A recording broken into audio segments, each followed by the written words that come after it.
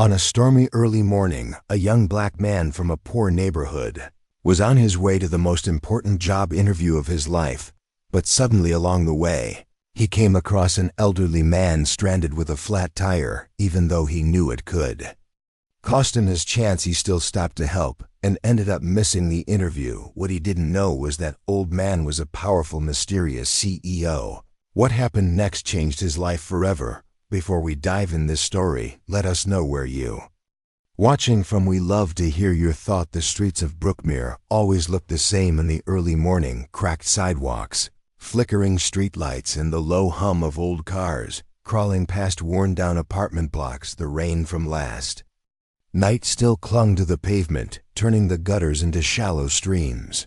Up ahead near the bus stop, a group of construction workers sipped coffee from paper cups, their voices low, their eyes heavy. A few glanced Elijah's way. The stares lingered. Not curious, judging, Elijah adjusted his tie with stiff fingers as he walked by, feeling the weight of those looks settle on him like a brick. He knew what they were thinking. A young black man in a suit walking through Southbridge at 6 o'clock in the morning must be a court date, not a job interview. He'd seen that expression his whole life, doubt dressed as indifference. He kept walking. 26, tall, lean, built like a runner, though he hadn't had time for the gym in months. His skin dark, smooth, sharp cheekbones. His mom always called his serious face, even when he was a kid. This morning, his jaw was tight, lips pressed together in a thin line. The suit wasn't new, faded navy tailored, just enough to hide the fact it came off the clearance rack 2 years ago. It clung to his shoulders the way his nerves clung to his chest, tight, uneasy, unrelenting. He straightened the cuffs. The silver cufflinks glinted softly in the gray morning light. His mother's gift, his grandfather's old ones. They didn't match the suit, but they meant more than clothes ever could. Elijah checked his reflection in the dark window of the corner laundromat. The eyes staring back were steady, but he couldn't quiet the knot twisting in his gut. Today wasn't just a job interview. It was the interview. Whitmore and Blake Financial Group, downtown Newark. Glass towers, marble floors, 6-figure salaries, and a strict unspoken rule: you came from the right schools, the right families, the right side of town. Elijah came from Brookmere Public School. No trust fund, no legacy, but a perfect GPA from Newark State. Years of grinding through part-time jobs and a letter of recommendation from Professor Daniels, the only professor who ever looked past where he came from. As he headed toward the train station, his phone buzzed. A text from his mom: "You got this, baby. Just be you. I love you." He swallowed the tightness in his throat, tucked the phone away, and kept walking. It didn't matter what those men at the bus stop thought. It didn't matter that the people downtown would look at his skin, his address, and draw their own conclusions before he opened his mouth. All that mattered was getting in that building, shaking the right hands, and showing them he belonged there. The train hissed to a stop at Monroe Station, the doors sliding open with a mechanical sigh. Elijah stepped out onto the platform, his polished shoes clicking against the damp concrete. The cold morning air smacked him in the face, carrying the bitter smell of wet asphalt and the faint metallic bite of the city. He tugged his coat tighter around him and started toward the exit, weaving past the sea of commuters with their heads down, shoulders hunched, coffee cups steaming in their hands. Everyone moved fast, focused the way they always did downtown. Suits, briefcases, heels tapping, eyes glued to phones. But even in their rhythm, Elijah noticed something shift. Heads tilted toward the sky. Phones lifted, frowns formed above the rooftops. The clouds had darkened, thick and low, churning in slow, angry spirals that didn't belong to an ordinary spring morning. A gust of wind swept down the avenue as Elijah emerged onto the sidewalk, nearly ripping the portfolio from under his arm. He clutched it tighter, his pulse skipping the pages inside. Extra resumes, notes, market research, everything he'd worked months for stacked neatly between thin sheets of leather. His heart pounded harder now, not just from nerves, but the way the air felt heavy, charged, like the city itself was holding its breath. Ahead, through the breaks in the crowd, he could see the shimmering glass tower of Whitmore and Blake rising into the gray sky. It looked impossibly tall from here, the upper floors vanishing into the low-hanging clouds. He checked his watch, 8:22 a. And the interview was at 9 sharp. Still plenty of time then came.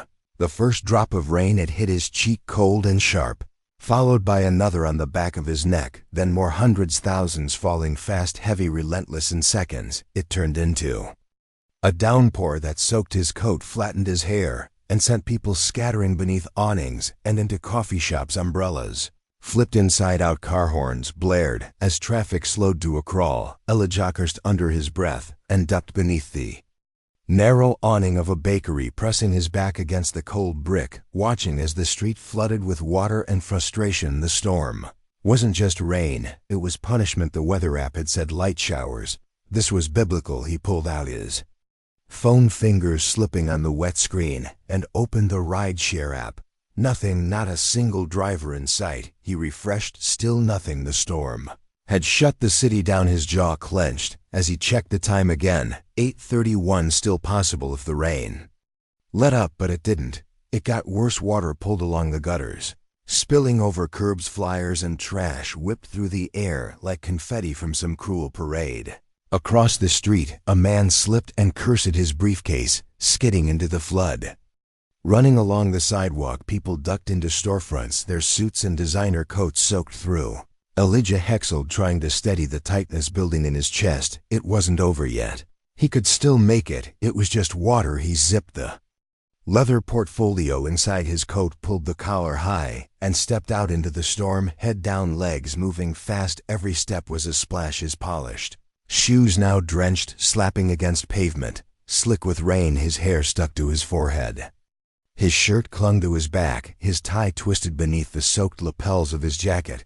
But he kept moving, because this was more than just a job interview. It was escape, it was proof, it was everything. A yellow taxi approached the curb up ahead, brake lights flaring as it let a passenger out. Elijah sprinted, water flying from his shoes, calling out as he raised his hand. But just before he reached it, another man, a tall white guy in a camel trench coat, shoved past him and dove into the back seat. The doors slammed, the car sped off, spraying dirty water in its wake. Elijah stopped dead in the street, fists clenched at his sides, jaw tight with frustration. He barely heard the blaring horn as a delivery van swerved around him. His eyes burned, his chest heaving from more than just exertion. He wasn't stupid. He knew how this city worked. Who got the cab? Who got the benefit of the doubt? Who got the doors held open? And who got looked at like they didn't belong? He pressed on, wiping the rain from his eyes, ignoring the ache in his legs, the gnawing pit in his stomach. His mind screamed, "Keep going, just get there, you can still fix this." The tower was close now, just over the next few blocks. He could see the faint glow of the building's lobby lights through the rain. So close it made his chest tighten with desperate hope.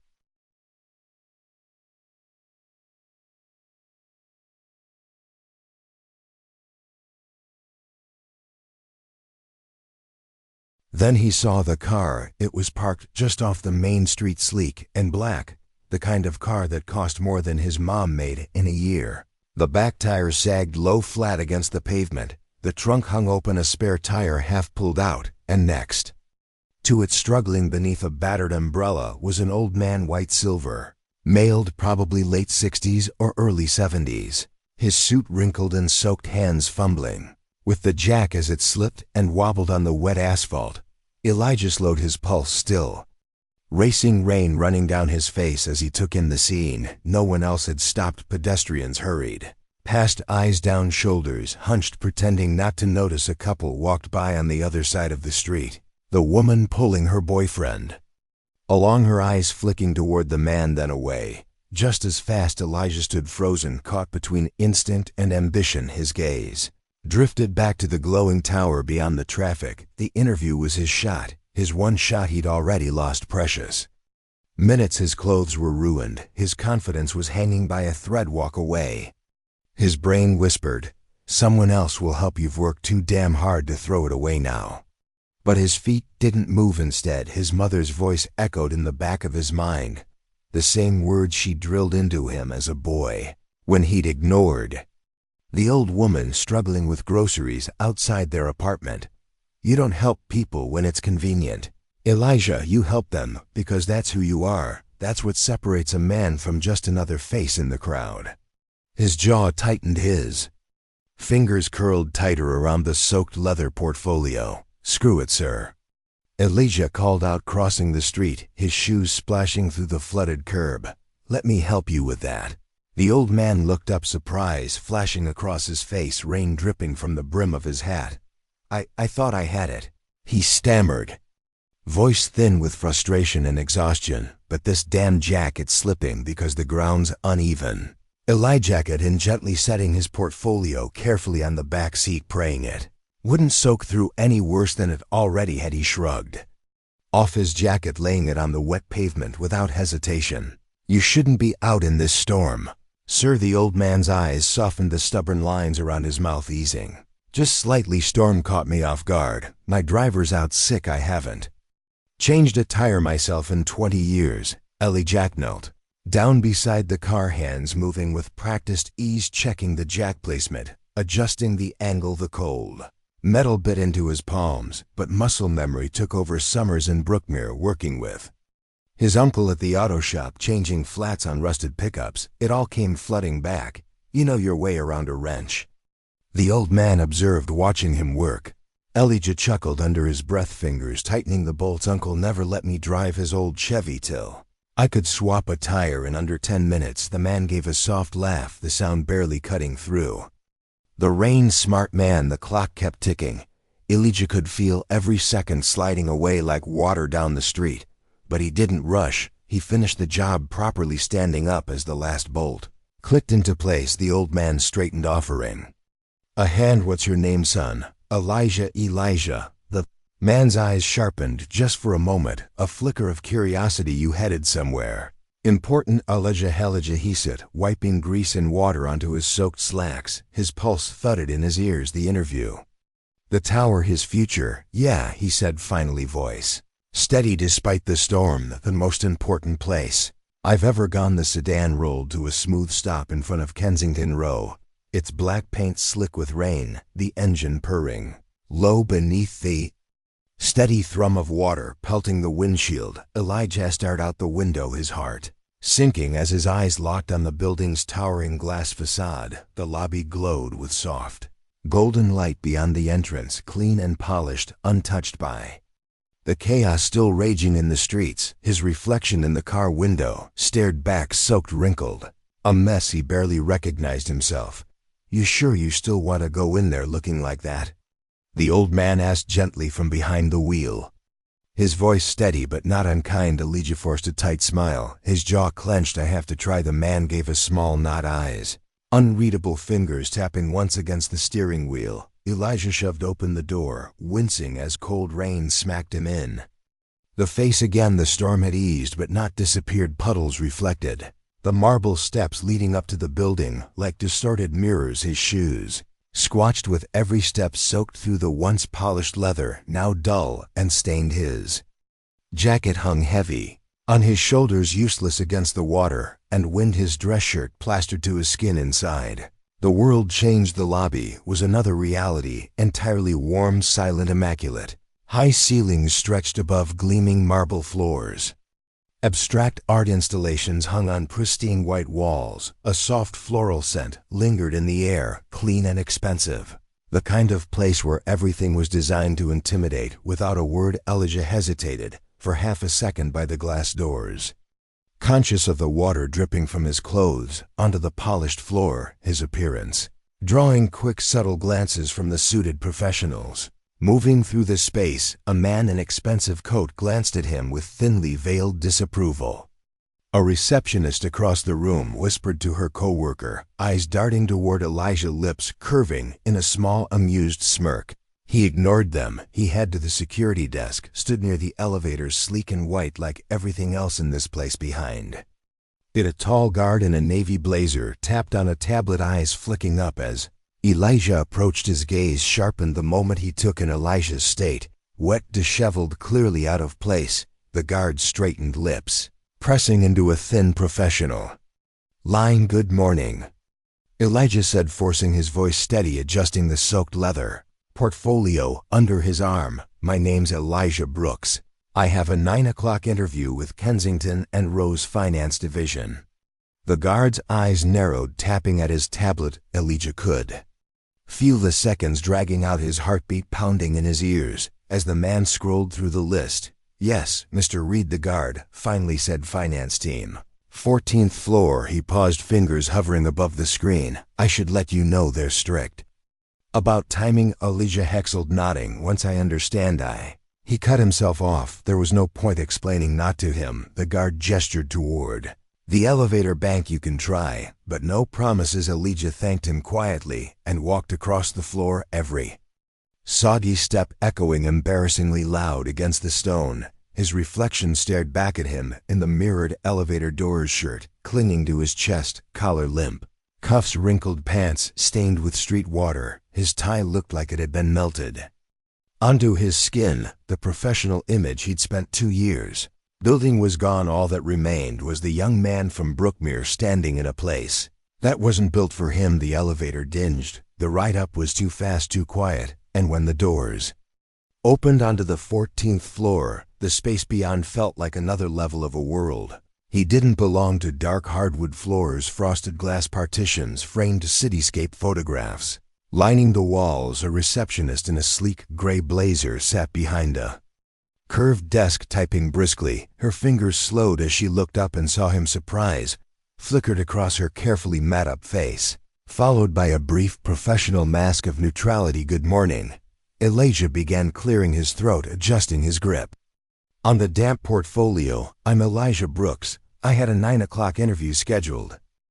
She checked the clock on the wall behind her. 9:18. Her eyes softened slightly, but her posture stayed firm.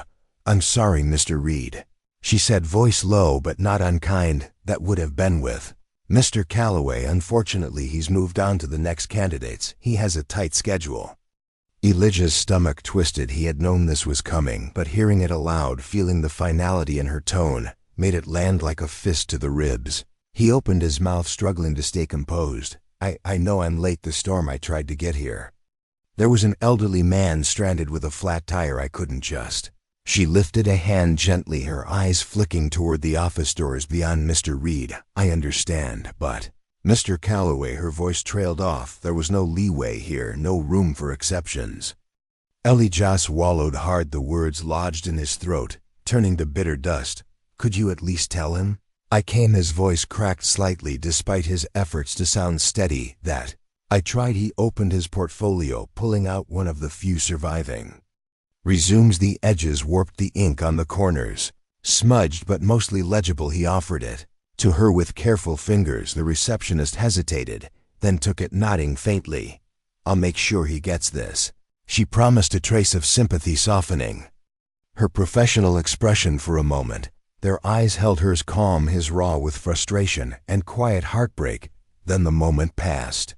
Elijah turned toward the elevators, his steps heavy, shoes still squishing softly. With every move, his shoulders sagged under the weight of the morning, the storm, the lost opportunity, the sting of knowing he had done the right thing and still lost. The elevator doors open with a sterile chime.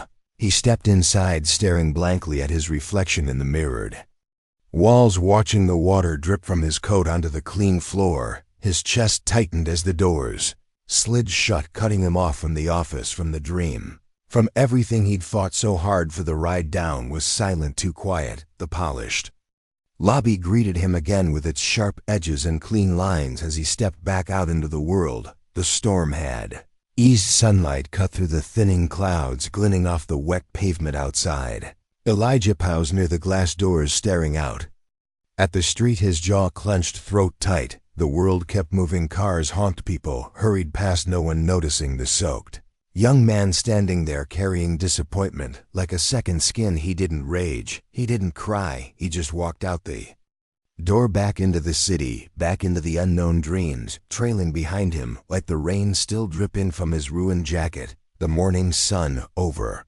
Brookmere didn't care about Elijah Brooks's disappointment. It pushed through the thin curtains of his apartment, casting pale strips of light across the peeling paint of the walls and the small battered kitchen table where he sat hunched over his laptop. The hum of old radiators filled the silence. Outside, sirens wailed somewhere down the block. Life in Brookmere never slowed for anybody's bad day. Elijah stared at the glowing screen in front of him. His fingers frozen over the keyboard, his resume stared. Back cursor blinking like a quiet reminder of everything that had gone wrong. The words blurred the creases in the leather portfolio on the table. Beside him caught his eye edges still warped, the surface stained from rain and street grime. He had dried it as best he could last night, laying it by the old fan in the corner, but the damage was there, permanent like a scar. His suit jacket hung from a nail on the wall. The faint outline of water stains ghosted across the fabric. No dry cleaner in the world able to erase them completely. A symbol maybe, or just another quiet defeat. His phone buzzed against the tabletop, jolting him out of his haze. His mom's face filled the screen's soft eyes. The same determined curve of the jaw he saw in the mirror every morning. He hesitated, thumb hovering over the answer button. He hadn't told her yet, not the whole truth. She'd been so proud when he got the interview she'd even mailed him his grandfather's cuff links wrapped in tissue paper, still carrying the faint scent of her lavender soap. The same cuff links now sitting in the pocket of his ruined jacket. The phone kept buzzing. Elijah took a breath and pressed accept, forcing his voice steady. "Hey Ma. Baby, I've been thinking about you all morning," she said, the familiar warmth of her voice cutting through his tangled frustration. "Any news? Did you hear back from that big shot company?" His mouth opened, the words sitting bitter on his tongue. How could he explain it, that he'd made it all the way there, that he'd sacrificed everything to do the right thing, and still lost, that no one cared about a young black man from Brookmere with good intentions and wet clothes? Before he could answer, another call buzzed in, flashing across the top of the screen. Unknown number, Newark area code. "Mar, Platt Ma. I got to take this. Could be about a job, of course. Honey, go get him." He switched lines, nerves tightening in his chest like a coiled spring. "Hello, Mr. Reed." A woman's voice, crisp, professional, with the smooth confidence of someone used to making important calls. "This is Sophie Lynn, executive assistant to Mr. Richard Whitmore. I'm calling on his behalf to invite you to a meeting this afternoon at 2 o'clock if you're available." Elijah blinked, the world tilting slightly under him. He gripped the phone tighter, his voice barely catching up to his racing thoughts. "Wait. Sorry, did you say Mr. Whitmore, the CEO?" "Yes, sir." Her tone didn't waver. "The meeting will be on the executive floor, 82nd level. Would you like directions to the building?" His heart pounded, every instinct screaming that this couldn't be real. It had to be some misunderstanding, a courtesy rejection, maybe a formality, but he heard nothing in her voice to suggest that. Just quiet efficiency, like this was the most normal request in the world. "No, I know where it is." "Excellent. We look forward to seeing you, Mr. Reed." The line clicked dead, leaving Elijah frozen, the phone still pressed to his ear. For a moment, all he could hear was the low hum of the apartment, the distant sound of a TV from the neighboring unit, the rhythmic tap of his heartbeat pounding in his chest. He set the phone down slowly, eyes fixed on the leather portfolio. This couldn't be happening. Elijah stood up from the chair, nearly knocking his coffee mug onto the floor. He snatched his jacket from the wall, running his fingers over the stained fabric, his mind already racing through what came next. This time, there wouldn't be rain, no rushing through flooded streets, no missed chances by 12:30. His suit was pressed as crisp as it could get under the circumstances. His shoes, though scarred from the storm, were polished until the leather gleamed faintly again. He'd spent nearly an hour buffing them, as if scrubbing away the memory of the soaked streets, the humiliation in that marble lobby. The cufflinks clicked into place at his wrists, silver simple, the faintest reflection of light glinted off them as he straightened his sleeves. At exactly 1:17 p.m. a yellow cab pulled up in front of the gleaming Whitmore and Blake building. The storm clouds were gone, now replaced by a clear, sharp blue sky that stretched over the city like a fresh start. The air was crisp, the sidewalk still damp, but drying fast under the sunlight. Elijah stepped out, adjusted his tie, and stared up at the tower. It didn't seem so impossibly tall this time, still intimidating, still the symbol of wealth and power he'd spent years trying to reach. But today it wasn't chasing Him today, he'd been invited inside. The lobby felt familiar now, the same polished floors, the same hushed air of quiet authority, but the stairs were different. The man at the security desk barely glanced up before scanning his name, handing over a black access badge with a gold emblem. Shimmering under the lights, executive access. The guard confirmed. His voice held no judgment this time, just protocol. Elijah walked toward the elevators, the black badge cool in his hand, his pulse steady despite the surge of adrenaline rising beneath his skin.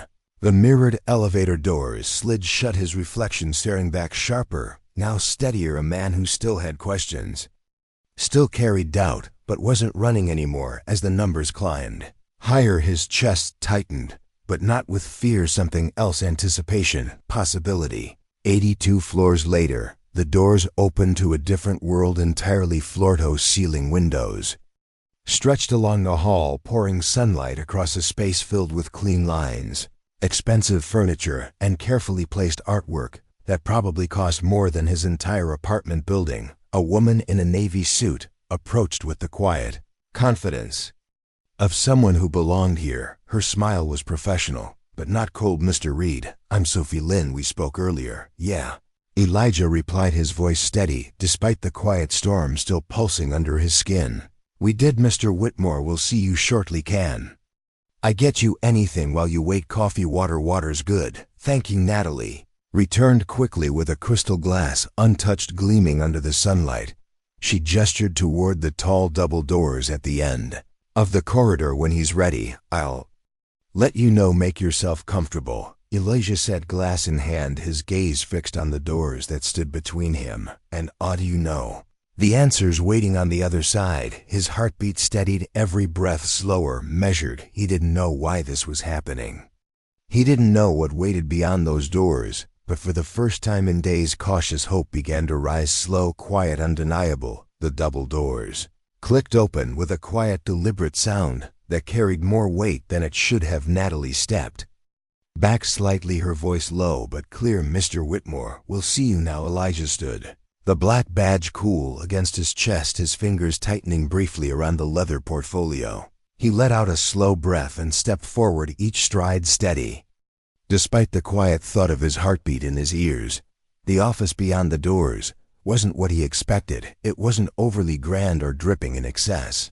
It was large, yes, but understated. Floor-to-ceiling windows revealed the sprawl of Newark below, skyscrapers punching through the clear afternoon sky. The furniture was sleek, dark wood, leather, marble, all expensive, all simple. It spoke of old money, quiet confidence in someone who had nothing left to prove. A high-backed chair faced the windows, the silhouette of a man just visible against the sunlight. Slowly the chair turned, the face that met Elijah wasn't unfamiliar. Silver hair, sharp eyes, the same steady expression of the old man stranded on the street, wrestling with a flat tire and a stubborn jack. But here in this space he looked different, not vulnerable, not frustrated, just powerful. "Richard." Whitmore rose from his chair with the ease of someone used to commanding a room, without raising his voice. "Mr. Reed," he said simply, extending a hand across the polished desk. "Good to see you again."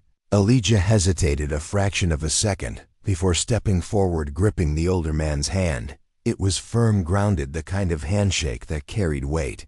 I didn't realize," Elijah admitted quietly, the words sticking slightly in his throat.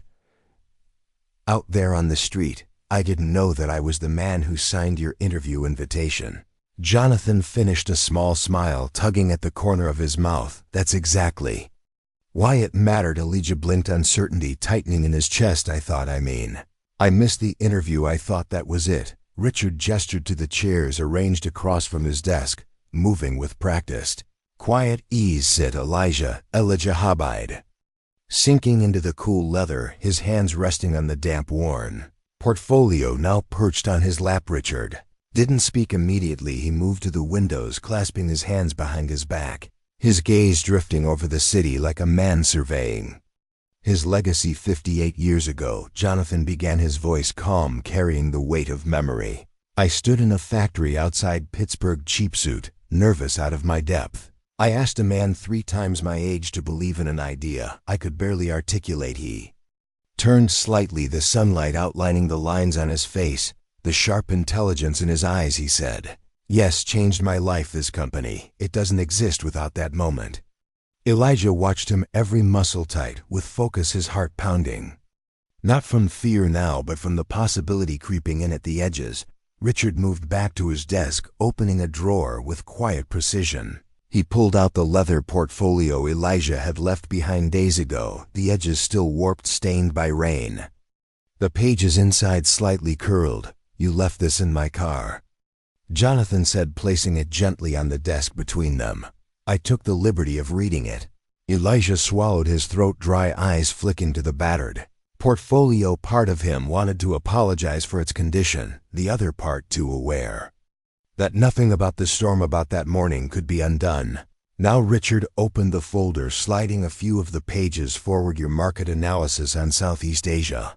Sharp, your cover letter, honest, personal, rare." He looked up, eyes steady. "But none of that's why you're here." Marcus's fingers twitched slightly, nerves stirring. "It's not." Richard shook his head, once measured, deliberate. "I have been hiring people for decades. Elijah, I can't teach finance. I can train someone to read a balance sheet or build a portfolio, but I can't teach character." His words hung in the space between them, simple, heavy with meaning. Most people standing in your shoes that morning, wet, cold, late, would have kept walking. I wouldn't have blamed them. You didn't.